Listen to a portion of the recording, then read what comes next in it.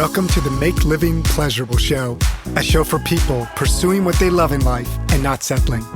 My name is David Brower, also known as the Sensorial Guy, former entertainment industry executive and best-selling author, American in Paris turned lifestyle entrepreneur, pleasure coach, bon vivant, and provocateur. In each episode, with my eclectic guests, we connect you with inspiring and at times surprising teachings, messages, and experiences to help you effectively find, evolve, and savor your unique pleasurable life inside and out. Now let's get to the work of pleasure together. Thanks for joining us today. Good afternoon, everyone. This is David Brower. Welcome to the Make Living Pleasurable Show. I have a really beautiful guest today with Jayson Gaddis, and we are going to talk about pleasure in resolving conflict. Welcome to the show, Jayson. Thanks, David. Good to be here. So before we start, I just want to give a little bit of a bio. If you want to add anything to this, please feel free to, Jayson. Jayson is a global leader in relationship education, including love, conflict resolution, and interpersonal relationships. He's the founder of the Relationship School and also the podcast, which has over 3 million downloads and growing. And he also has a podcast entitled The Smart Couple Podcast. His latest book that just came out, I believe, late last year, end of last year, great stuff, is called Getting to Zero: How to Work Through Conflict in Your High Stakes Relationships. What a great subject to talk about today, in pleasure in resolving conflict on the show. Very excited to dive into this and find how we can bring pleasure to conflict. Wish us luck. Welcome, Jayson. So tell me, first of all, what is pleasure to you?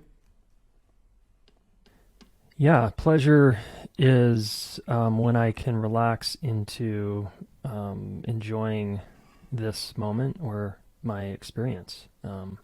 Could be wind on my face. It could be playing with my kids. It could be sex. It could be just someone's hand on my shoulder. You know, like we're just watching a sunrise, right? It's like an experience of enjoyment. Beautiful. And is pleasure accessible to everyone, no matter what your situation, social category, or is this just a luxury concept? I think it is accessible to everyone. There's some people that would not believe that, of course, that like to suffer, but I think it's just part of the human condition. It's part of our experience as social mammals, as we have pleasure and pain, and I like to talk about that polarity a lot, because you can't have, the thing is, in my frame, you can't really have pleasure without pain. So if you're looking for a one-sided reality of all pleasure and no pain, then you're probably going to create more pain for yourself. How do we amplify that range of human existence? Yeah, I had a teacher, a mentor, Dave, once draw a picture on a whiteboard. And if I had a whiteboard here, I'd just draw like a flat line. And I, for example, grew up in a family where a big emotional range wasn't allowed, or it wasn't preferred. That's at least the message I got. So I dampened my emotional expression, right? And I kind of flatlined. And to this day, it's hard for me to experience intense highs or intense lows, because I sort of trained myself to, I gotta be cool. I gotta be fine. I gotta kind of play the middle, right? Because it's upsetting if I'm too high or too low. And this teacher drew the flat line, and he said the less you go down into your pain, the less pleasure on the upside you can experience. And I thought that was really interesting and made a lot of sense to me. So in other words, if I'm unwilling to feel negative, quote, negative emotions, I'm making it harder to feel positive ones. Yeah, so I think just basic, like increasing our capacity to feel our feelings is, I think, what's going to help us feel more pleasure, probably. Can you give me an example of how you practice doing that in real life, everyday life? Yeah. So I can be really serious and intense in my business, for example, and be in my left brain and be all heady and just like, I got to figure out this problem. And feel kind of contracted, right? And not experience much pleasure at all. So then I reach for my phone to to look on Instagram or something to get a little pleasure hit, right? A little dopamine.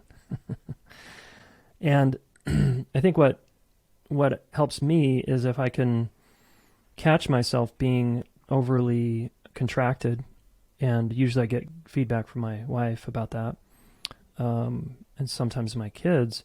And then it's about getting outside and playing with my children and just kind of changing the channel, so to speak. Mm-hmm. Doing something a little different. Like if someone just threw me a football in the middle of my serious moment, I'd catch it and it would kind of wake me up out of my, like business mode.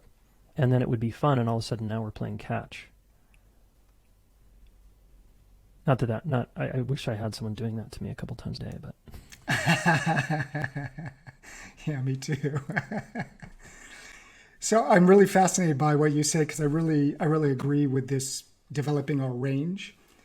And, sometimes people look at me, Mr. Smiley David, and it seems like there's just the upside, right? And there's a lot that's been going on the other way as well. Not for everything that happens in my life, but I completely agree with you that it kind of opened the range. Now, I struggle a little bit myself in my reflections around Buddhist concepts of equanimity, which to me feels like it's a sort of dampening and a neutralization of the emotional range that we have. It's kind of a downplaying. It's kind of a everything is the same. And maybe maybe it's two sides of the coin, and I'm just looking at it from one angle. But what's your take on that? What would you have to say around that?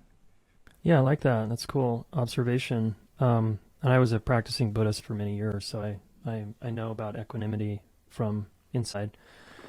And you're right. I think there is maybe a teaching, particularly in Tibetan Buddhism, which is what I studied, to, in other words, kind of not get emotional. But I thankfully had a good teacher who was like, no, go into the emotion, but sit with it, right? And don't try to dampen it. Don't try to change it. Just go into it and feel it and experience it. And I thought that was really unique. It's kind of like a Vajrayana penetrating like quality of like go into your experience, into your direct experience. Be with it, feel it fully, and that's what will actually get you to a more equanimous place. But I know myself that I'm pretty emotional depending on what's going on in my life. So I'm not going to be a Zen Buddhist monk guy, just all around, just like chill, and I never get emotional. There are those people, and I think those people actually in some ways have an upper hand in business or in sports or something. Like the less emotional you are, the more, in a way, focused you are, and the more you maybe make better decisions, right? Some of us make very emotional, charged decisions from that high or low place. And I don't think that's wise. I think there's a pretty profound teaching in the practice of being balanced, having a balanced mind. But how we get there, I think, is what we're talking about here, which is be with the discomfort and the pain or the joy or whatever's going on. And then after you've, efficiently felt it all the way down, perhaps maybe you're in a better position to make a decision or speak, if we're talking about conflict, for example. Mm-hmm. Those are my thoughts on that. I'm curious what you think. Yeah, I like that a lot. I always come back to the sense that it takes a certain understanding to be able to feel something. Like it's almost hard to describe how to feel something. You say to someone, just feel the emotion, be with it, sit with it. This is a pretty intangible thing to actually do. We could maybe make a comparison with meditation and say you just need to kind of just let it go through you. Don't react to it. Don't respond to it. Don't judge it. Don't get into conversation with it. Don't entertain it. Don't follow that thought. Just kind of let the passing clouds go by. Let the puppy run away and gradually bring it back. All these kind of gentle things. So I think and feel that it takes a little bit of consciousness and self-awareness to actually be kind of noticing that you are, for example, let's say pissed off or angry, and to not respond to that email, to not pick up the phone, to not go into a tirade, or if you do, to kind of just sit and perhaps, I guess, breathe, go for a walk, call somebody and vent, write out in a journal or write the pissy email response and then don't send it. I'm just thinking there's got to be some way to actually externalize it also, because I feel like this happens to me a bit. I can go too much into the ruminating and feel almost go into my inner child or go into some reaction that's not how I would react if I was in a more calm or serene, clear but alert and vigilant state, which I think you were referring to what we would do in business, et cetera. So yeah, it's a balance. I think it's hard sometimes for us to get there in the speed of life, in the kind of relationship and the powers that are going on. So yeah, it's really for me, that's sort of the human condition. And I talk a lot about the senses and coming to the senses. And I think this is also a little bit, I don't know if the word's controversial, but it seems like perhaps Buddhism and, well, maybe Thich Nhat Hanh may be different, but and some of the other ancient Indian philosophies talk about the senses kind of taking us over. And I think it's similar to what you're referring to, that you don't want to be dominated by your senses. At the same time, you want your senses open to be able to know what is happening, to be present, to get as much data. So, you don't get overwhelmed. I do a lot of stuff around food, and I think food is a great example of how you can experience something at a real depth with breath, etc., before necessarily, judging it or letting your distraction take you back to a conversation or something. So yeah, for me, it's a lot about being present and noticing and observing. And as I say, come to your senses. I think a lot of people, we want to go so fast, and we have this sort of interaction. Oh gosh, I was with a friend of mine last week in the San Francisco area, and she told me that she works 14 hours a day, and she was going to get her haircut before we were going to go to meet up. And she tells me that she's so busy that she eats lunch while she's getting her haircut done. Yeah, that's pretty common actually, especially among ambitious types. Oh no, don't tell me that. Yeah, dude, I mean, for years I ate in my own kitchen because I work from home, standing up while responding to emails, and it's like not good, right? I've since changed that behavior, but I think the addiction to stress for me, or stress hormones, feels good sometimes. And but anyway, I like what you're saying, because you're saying basically, number one, it's hard to feel. What does that even mean, and how do we do it? And number two, what I kind of picked up on there was we have to be available to the data, and that requires a certain pace and presence to actually take in what's coming our way. So if you and I are in a conflict, for example, if I'm rushed, I might be waiting for my turn to say my piece. Hurry up and finish, David. I've got something to say over here. Or I want to get out the door because I'm annoyed by this is taking so long or whatever. I'm not really available to you, So I want to actually learn how to become a better listener and be available to what you're trying to really communicate to me. What I did wrong, or the pain I caused you, or the behavior I did that was upsetting. And I think that's going to go a lot better in interpersonal dynamics. Yeah, and I love this segue, because I want to ask you how are you defining conflict in relationships? So I just think about all the different scenarios that potentially I find myself in relationships that can be, are they conflict? Are they disagreements? How are you defining the scope of conflict? Yeah, formally, I define it as it's a rupture, a disconnection, or an unresolved issue between two people. And if we kind of unpack that a little bit, we could say it's also silence. It's the text you didn't get back from your friend. It's, the years of tension you had that maybe had no content to it, but you had tension with someone in your life. It can be just a look on someone's face that sends your nervous system into a activated place. Now we're suddenly having some kind of disconnection, or there's something going on between us. And so I have a pretty broad view of conflict, and I see it completely as this opportunity. And so your work is very much around figuring out how to heal that. That's right. Because I think this is after so many years working with people, couples, individuals, groups, and women, wherever we are on the gender spectrum, just people who suffer and struggle right here. This is the crux of any good relationship and it's the test. Can you get through the hard spot as a team, as friends, as lovers, as family members, whatever?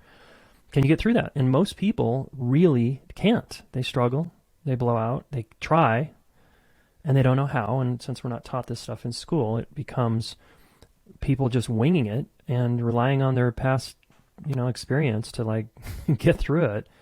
Or they go to a therapist who actually also doesn't know how to do this in their own life. And it's just confusing. It's hard. So I've really made it my purpose, to help people here. So amazing. It's really, I applaud you for reaching into that domain. I see a lot of conflict around me in relationships.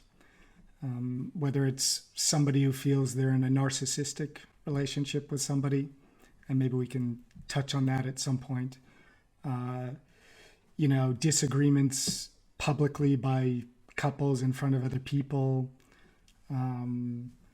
People talking behind people's backs about what they're not getting in a relationship, or even all the unsaid stuff that you just sense, right? You just don't see the tenderness. You don't like feel the trust between people sometimes. And I'm particularly in personal relationships, in your romantic one. I've not had kids, but I did have a 27-year really amazing marriage.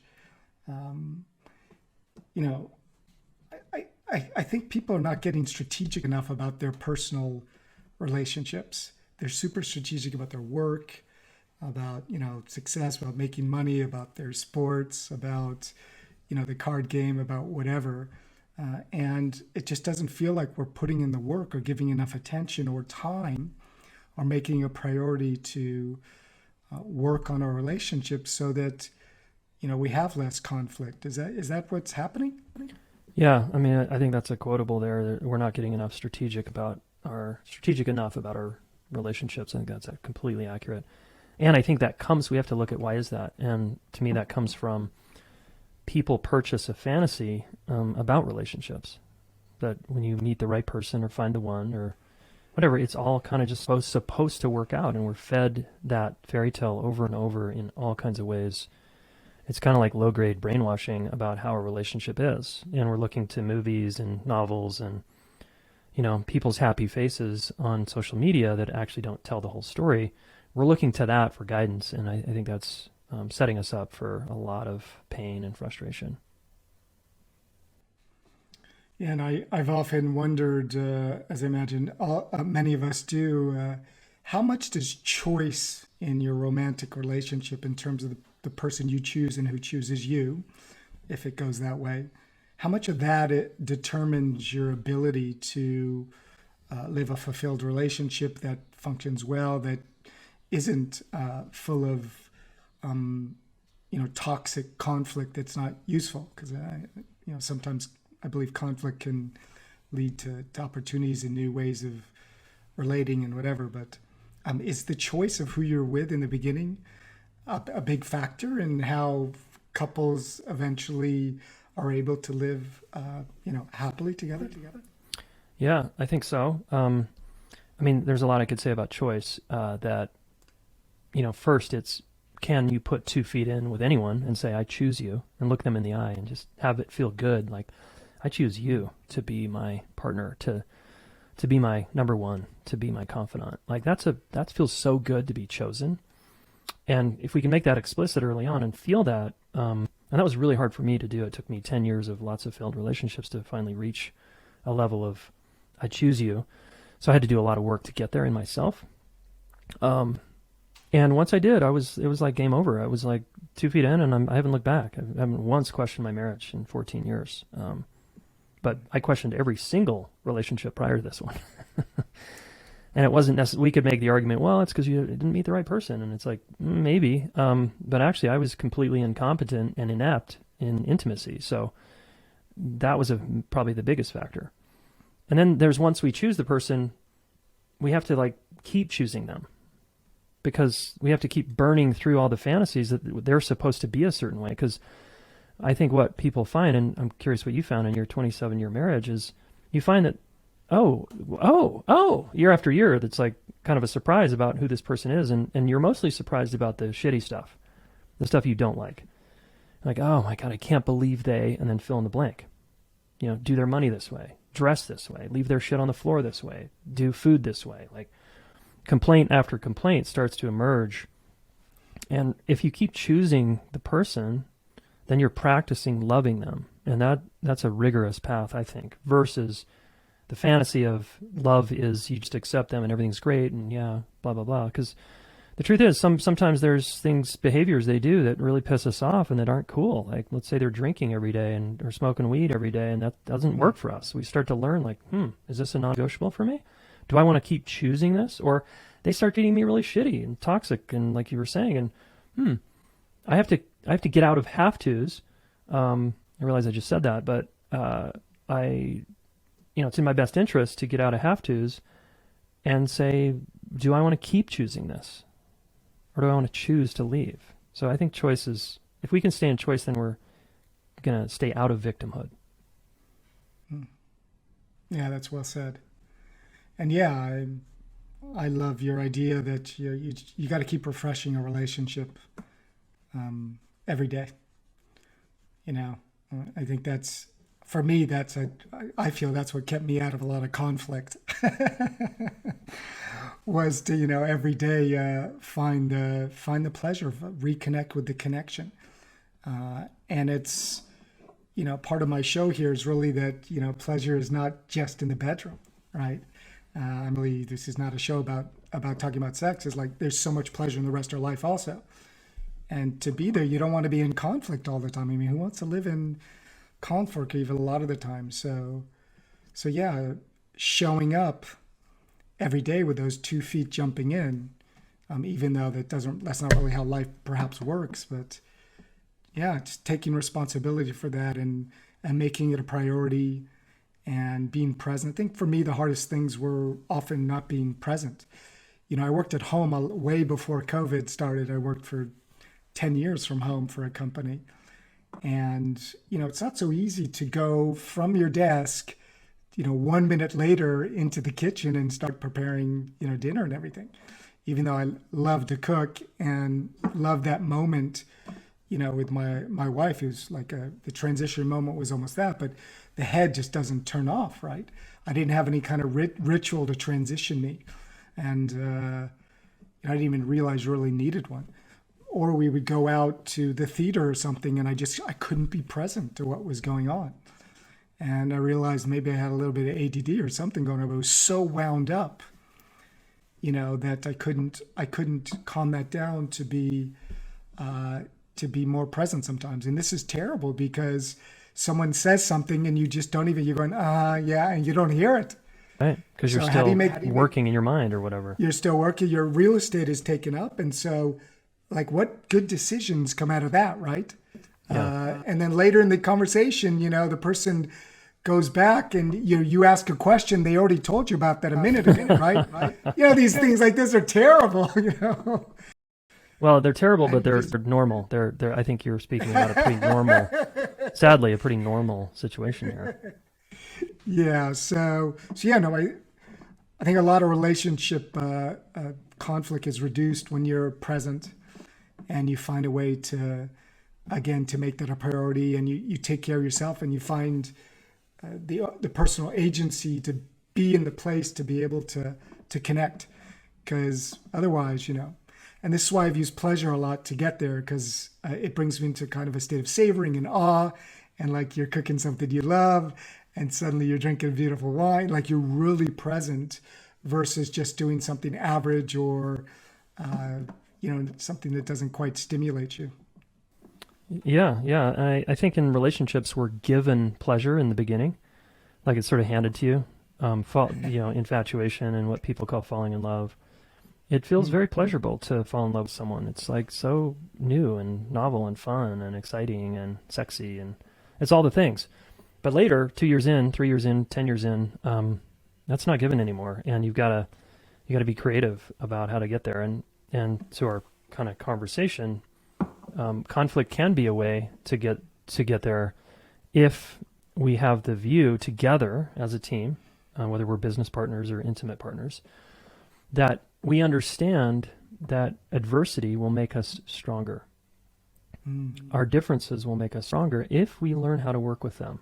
And are you up for it, partner? Yes, I am. Are you? Yes, I am. Great. We have an agreement that to get to pleasure and to have good, fun, awesome experiences in life, we're going to have to go through some shit when it comes up. We don't need to make up shit to make that happen. It's just going to come. Life is going to happen. And we're all challenged year to year with something, whether it's our health or having kids, not getting to have kids, money, stress, like you name it, COVID. There's always stressors coming into the relationship. And if we can be a team and navigate all that together and learn how, then we get to earn and we get to have the fun relationship that's, can be really kick-ass, but you can't just expect that with no challenge or conflict. I love it. And for me, this is every day or, regularly you're checking in, you're refreshing, you're not denying that something is not working. You're not turning the other way, and at some point you're coming together again, strategically, really, to come together and say, we need to work through this. We need to figure this out. What are we going to do about this? How do you feel about this? You don't have to necessarily agree. And again, I love what you say. It's like, there's like a complementarity in mixed couples. I was married to a French woman. And so, in a very, an incredible doer and insane 10-time marathon runner and like mover and shaker kind of person. Like things were never fast enough for her. She ate really fast. And so, we had different kinds of complementarities to us, and that can lead to a lot of conflict, which I think it does in couples. And I want to use this as a segue to come back to, I've seen some couples around me that appear to have a narcissist in the couple. And I don't want to be delicate with that word because I'm not really sure I can say someone is or not. I think that's a little bit too black and white. How do people deal with relationships where someone is seemingly a narcissist and there's just endless conflict, it seems? Like you say black, I say white, and then everyone seems to be attacking everyone, and it's almost like you don't even know who in the end is right or wrong, and everyone's, they see each other as like polar opposites, when this polarity could be fun. This polarity probably has all the positive sides of their relationship also. So yeah, could you speak a little to that for us? Yeah, so a couple things about just the term narcissism. It is thrown around a lot, and we can dig into the clinical diagnosis here and get nuanced, but that's probably not that useful. But we can generalize and we can say a narcissist is just someone who is really pro-self and they're not pro-relationship. And that's problematic in a relationship, whether they are a formal narcissist or not. They can, it's just someone who actually cares more about them than the relationship. And that's a very challenging person to be in a relationship with. And a narcissist usually attracts an altruist, someone who's more on the codependent spectrum, who just wants to help and will do everything for the other person. And this is a kind of a perfect fit in some ways. And they're just two extremes of a polarity, right? But you can work with polarity in relationships. Like, in fact, we often attract our opposite. Your wife ate fast, you probably ate slow. And there's the polarity, right? So it's like, what polarity is going to emerge to be worked on. But I don't recommend working on the narcissist polarity codependent because it's unworkable, honestly. The only way it can be workable is if the narcissist is essentially willing to get treatment and get help, which is pretty rare. Covert narcissists more often will get help, but they're very difficult to work with, and you need an extremely skilled practitioner. And I think it's most effective if it's worked in the couple versus alone, because their wounds are all relational wounds. So why would you work individually with someone with narcissism? You'd want to work as the couple. With the couple, it's just faster. It's more efficient. So are you saying they're a lost cause? More or less. Wow. Yeah. Yeah, I mean, to truly change, I don't think anything's a true lost cause unless, like if the person's willing to work on it and actually year after year consistently applies effort, we can heal. Our brain is plastic. We can do a lot to transform, but it requires a fundamental willingness and then action to follow that willingness year in and year out. Which would, to me, suggest that if somebody is not working with you or one of your colleagues or people on this particular thing, if they're not doing something and they're just kind of continuing to go on and denying or just living with it or ranting about it or whatever, nothing's going to change. And so in this kind of situation, should the couple stay together is a question I wonder about. Well, the usually the person that's going to, if the narcissist continues to, for whatever reason, wants to, and I get that we're using that label, it could be just someone who's very self-absorbed, let's say, and unwilling to do the work, right? We could just call them that, kind of describe them as that kind of person. And then they're with someone who's more on the codependent spectrum, who's just the helper and wants to fix and change the relationship and do the work and all that stuff. The person usually that's got the power is the person working on the relationship. That's like, I feel powerless, but I'm the one actually taking classes. I'm the one calling David. I'm the one listening to this podcast. I'm the one, kind of doing the work. So if you're doing the work, you gotta work on your tendency to give to others more than yourself. That's like it's going against you at this point. That was a smart childhood strategy to survive your environment, but now it's working against you. So you actually have to work that pattern and change it inside yourself instead of trying to change your partner. Yeah, it's complex. Yeah. Because then you get empowered. That person gets empowered, and they usually decide to leave because they're like, I don't want to be with someone where this isn't mutual. Why would I be in a relationship if I'm doing all the rowing and paddling in a boat? We're going to go in a circle if the other person's not paddling. That's exhausting. Leads to burnout, and resentment. Yeah, absolutely. And it's complex when there are children involved and completely families, and there's potentially a difference in financial means and whatever. There's all really valid points, but not good enough reasons to not get empowered. Yeah. And empowerment comes at a price. Sometimes the price is pretty high. Yeah, sure. It's really, really meaningful. So you say I think it was on your website, you say, meet your life like a warrior. What does that mean? Well, it's what we're talking about. It's like be willing to go into the fire of discomfort, because that's all conflict is at the end of the day anyways. I feel uncomfortable in a relationship with you. It's just go into that. Feel it. It's that kind of meditation of the Vajrayana, just penetrating awareness into your experience and be with it. And, and gosh, if we could teach children this, our world would be different if we could be with our experience. So number one, the warriorship has to be with ourselves, I think. And then it's like, how do I practice warriorship? Just meeting the moment, meeting challenge, meeting adversity, meeting conflict, with, standing up. And then when I fall down and I get kind of beat up or scared, I do my work, I recollect myself, and then I go back out and I meet my challenge. And this is the power of partnership. It's like when you have an awesome partner, like when I get, quote, beat up by life, sometimes I just need to lay in her arms and then recover. And so that I can go out and like fight my life again and fight the battle of just my life.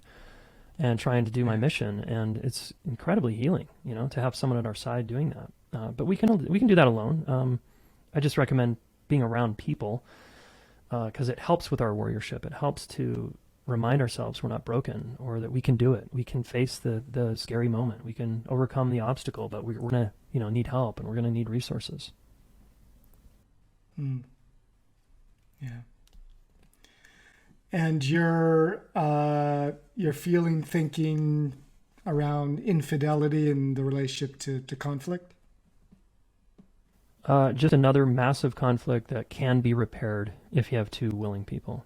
I've seen couples get stronger through affairs, and I've seen the majority of the time I see couples get kind of broken up and destroyed with a breach like that, infidelity, right?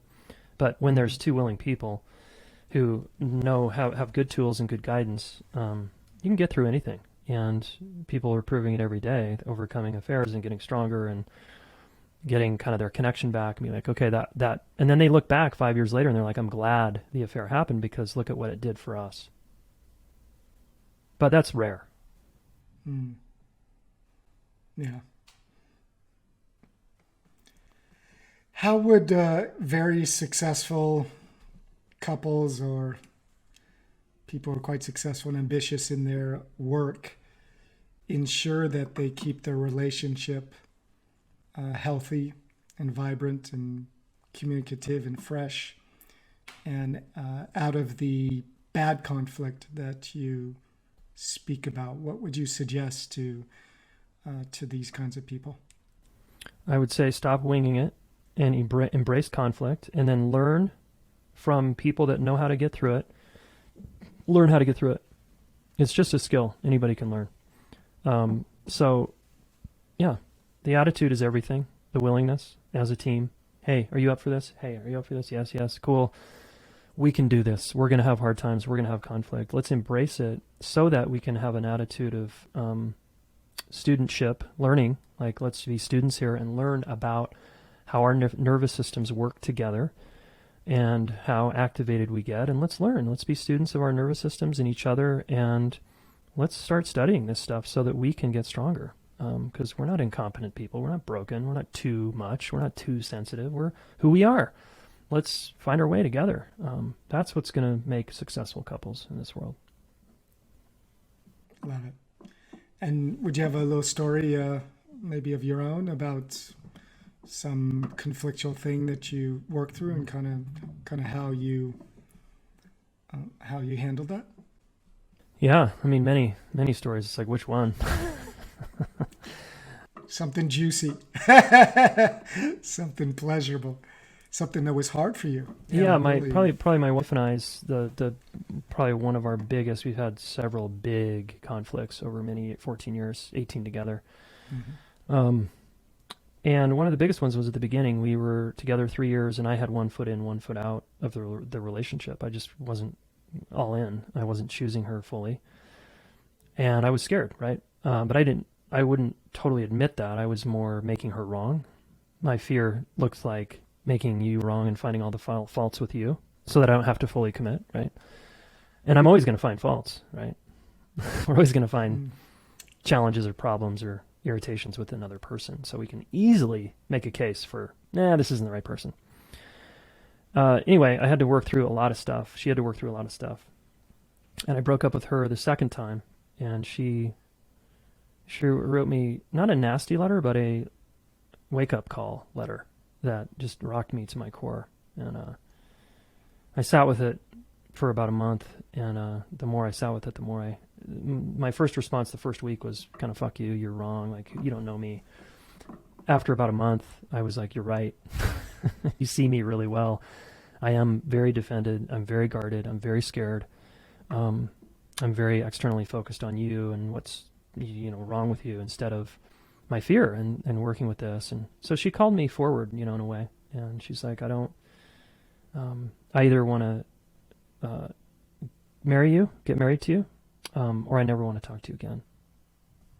And she meant it. It wasn't like one of these false threats that people make often in relationships.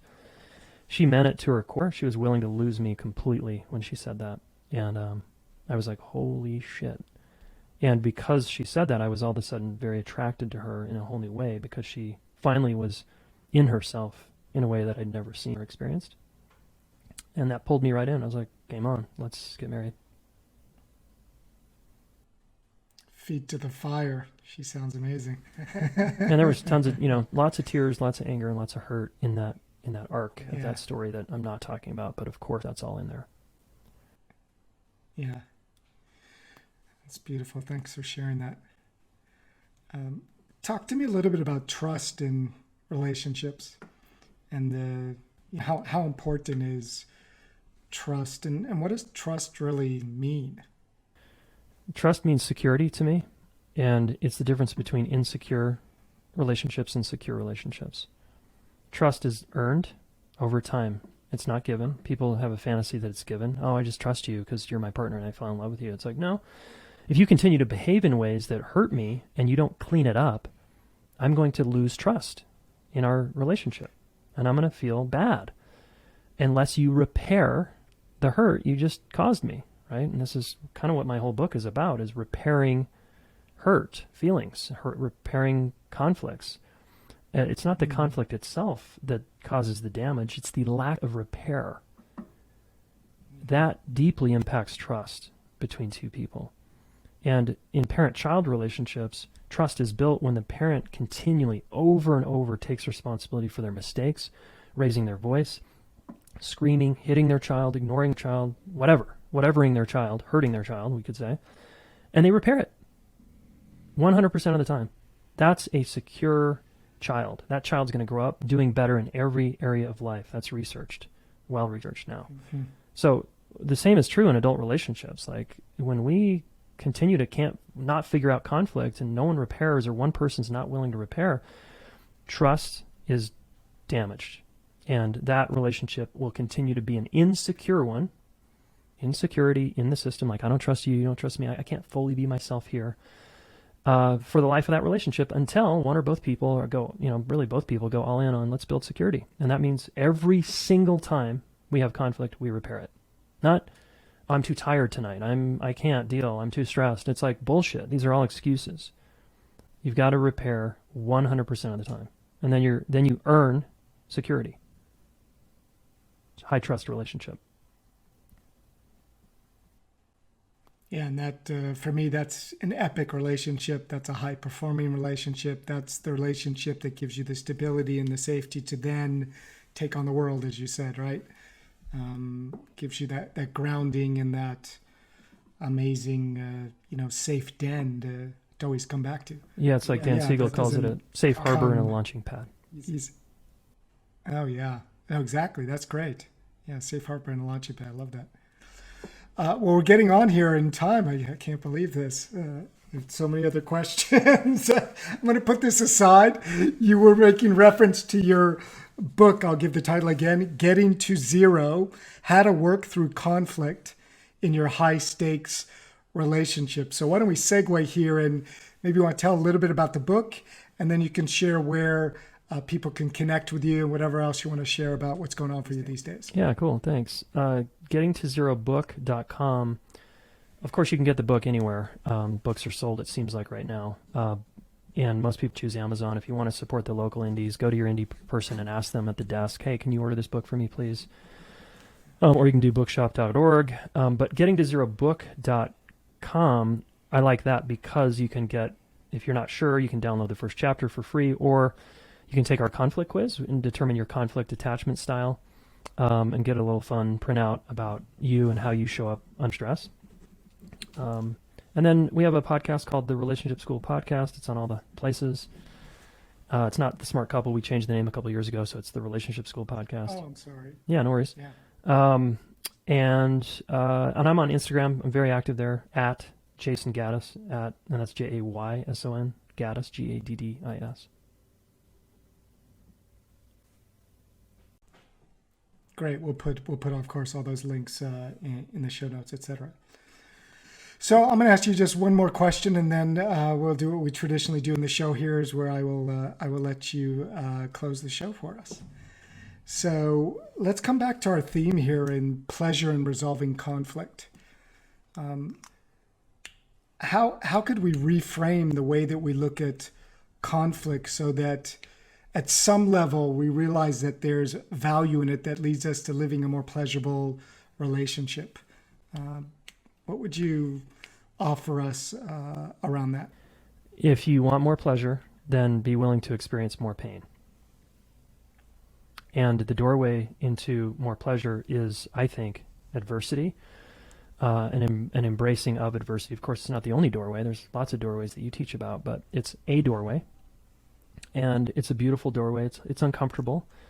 And that discomfort is going to make you available actually to more pleasure, because you're going to expand your capacity for discomfort. So that means you're going to expand your capacity for pleasure, which I think is kind of a cool frame, right, to think about. And it's always an opportunity, conflict. You don't have to take it, but it's always there for you. And you get to choose, you know.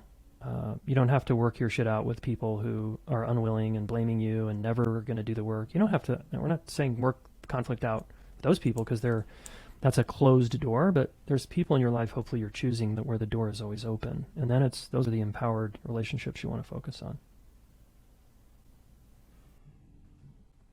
Yeah, and taking the leadership, not waiting for the other to, when something doesn't feel right, take ownership, like you said. Remember the 2 feet that you jumped in with. I love that image that you said, right? Take ownership for that, for sure. No, that's really great. I see a lot of pleasure in taking care of those things, because it frees up your ability to then focus on the rest, right? Or focus more on the rest. And the longer you let that fester, not good. So I want to thank you, Jayson, for coming to the show today and having this beautiful conversation with me, sharing your experiences, your stories. I love your humbleness in this very complex place to do your work in such a meaningful vortex. So thank you for bringing that to the world and offering that with such love and presence and skills and experience. So thank you. We're going to just finish the show as we traditionally do here, where I just want to leave it to you to share with the audience whatever message you really want to get across with relationship to what we spoke about today, that you would like to leave them with as the final words. Yeah. Just this morning I read an email from my son's teacher, and he's 13, 7th grade. And one of the kids in his class is suicidal and tried to kill himself. And it's pretty tragic what's going on. And for me, it just got me so in touch with how young people are growing up right now, and how challenging it is to be a middle schooler and a teenager in a world where we're sort of at war with each other. We can't get along. We can't seem to agree with it about much. There's a lot to get sour on here, and kids are comparing themselves on social media to each other, and everybody's presenting one side of the story, which is a happy face. Look how cool my life is, and then they see all that, and they say, "Gosh, I must be, not worthwhile if I didn't get invited to the party," or "What's wrong with me? Everyone else is having a good time but me." And this is the tragedy of social media for young people. And in that, though, there's some silver lining, which is we have this incredible opportunity to help raise kids in a good way, where they trust themselves and they believe in themselves and they feel secure in their adult, with their adult person, whether it's a caregiver or a parent or a teacher. And that conflict actually is this place where they can look at, am I being true to myself or not? And, kids are pleasure seekers by nature. And I think we can use that as leverage to say, look, if you want to keep having fun in life is going to be the most fun when you're being yourself, when you're not trying to be someone you're not. And conflict forces us to be ourselves because it's real, it's raw, it's gritty, it's very tangible. That this is hard, and gosh, my true feelings like anger and messiness come out, and I kind of say mean things. Like I'm being real, usually, if I'm not avoiding it. And it's this awesome opportunity to like learn about love and learn about a real person and be a real person. So just a call to the grown-ups out there, whether you have kids or not, just be the change that you want to see in the world. And thank you to those that are listening to David's podcast and are trying to be aiming to be who you actually are. Because I think that's the most pleasurable place that we can live, and I would call that fulfillment. We're being fulfilled because we're being us. And I'm on that journey myself. I get scared, and sometimes I hide, and so I'm with you. I'm working on it, but I just want us to be that for the young people because I think they're hurting.